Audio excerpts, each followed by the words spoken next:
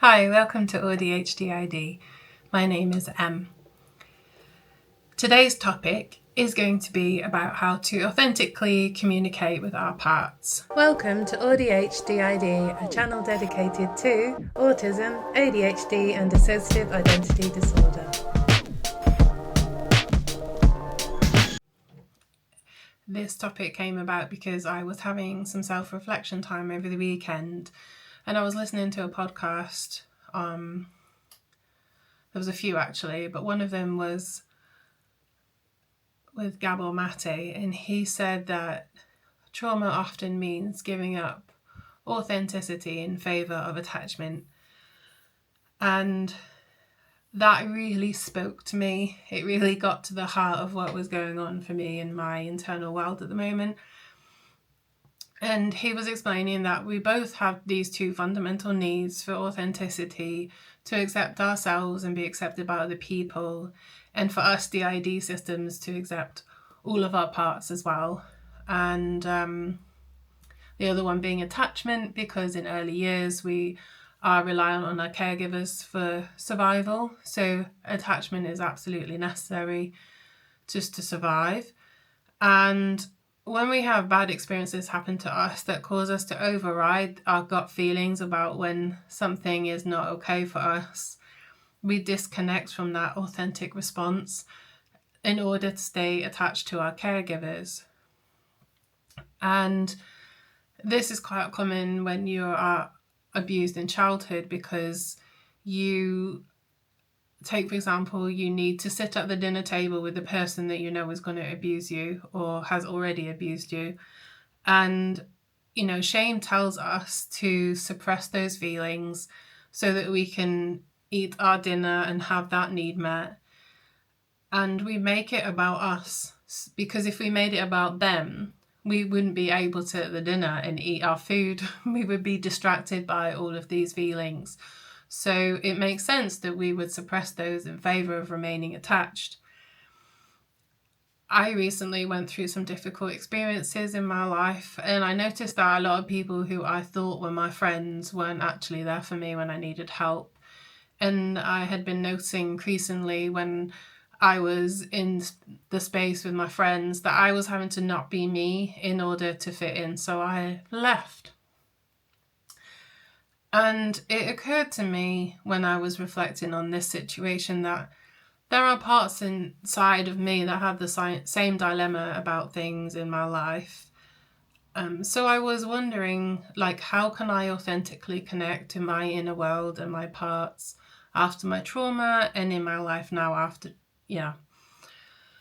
So I host a DID group with one of my friends, and we often have people coming in with parts who want to have a mummy or a parental figure because they are craving that developmental care that they didn't get when they were children.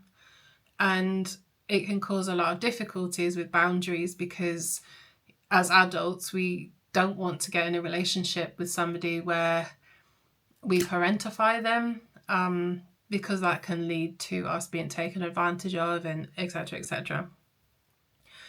And it can also be really embarrassing, right? Especially for us daily life parts who maybe have a more avoidant attachment style. I always feel really uncomfortable when my parts are super needy. And it's taken me a long time to sit with that discomfort and accept that they have those needs. So I've always taught them that our child parts need to connect to our adult selves, because our adult selves will always be there for them. But it occurred to me that what if we aren't there for them? And I've noticed in myself that these old trauma patterns have meant that I am still continuing to give up authenticity to fit in the external world. So I have been teaching my parts to look for validation and my needs being met, or their needs being met, in the external world. So I continued that trauma pattern unknowingly without really being aware of that until this weekend. And even now, when I'm interacting with services, I have to fit into boxes, and I have to be okay and fit into boxes to get help. And that has perpetuated my feelings of needing to give up what I truly need and accept what's given to me, or not, as the case may be. And I can see why in the past it was a logical defense strategy to give up the things that I needed in order to stay connected.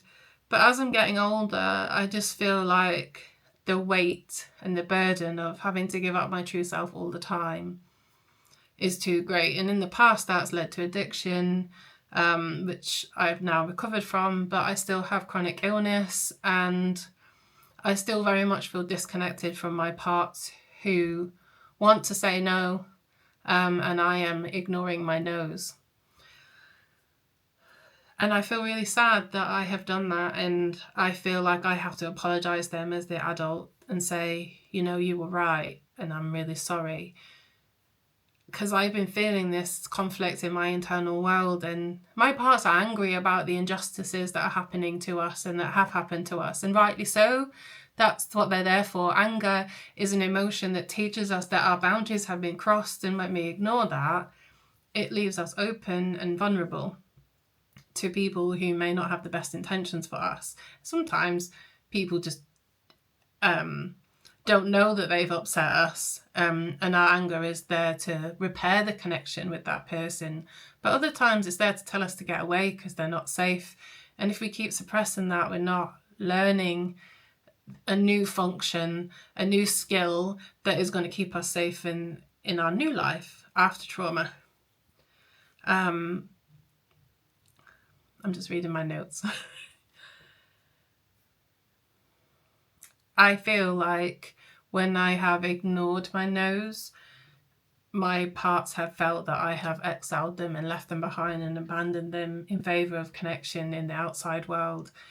And I was reflecting on why my parts, or why sometimes in systems parts want to attach to external parental figures, and I realised it's because I have taught them that as the adult part. I've taught them that being connected outside is more important than being connected to them. And that makes me really sad. So I have to own up and say sorry for that. But I also need to be gentle with myself, because that's what I was taught by my abusers. That's what shame does. It shuts us down in favour of somebody else. And so now I'm aware of this trauma pattern. Hopefully I can break it.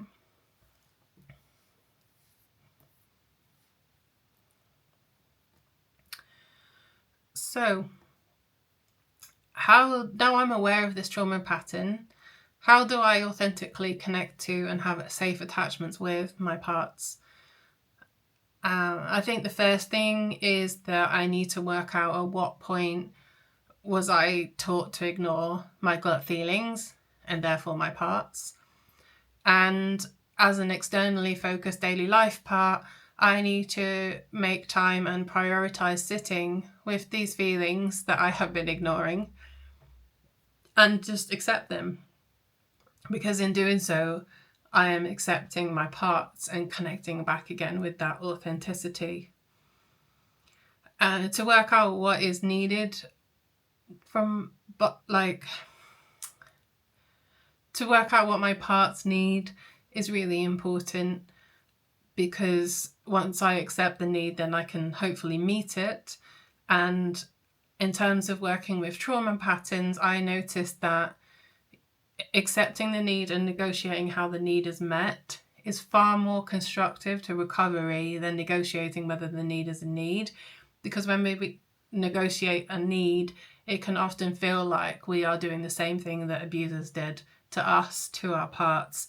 And that sometimes is where denial can be more problematic. It can also be a great coping strategy when it's needed.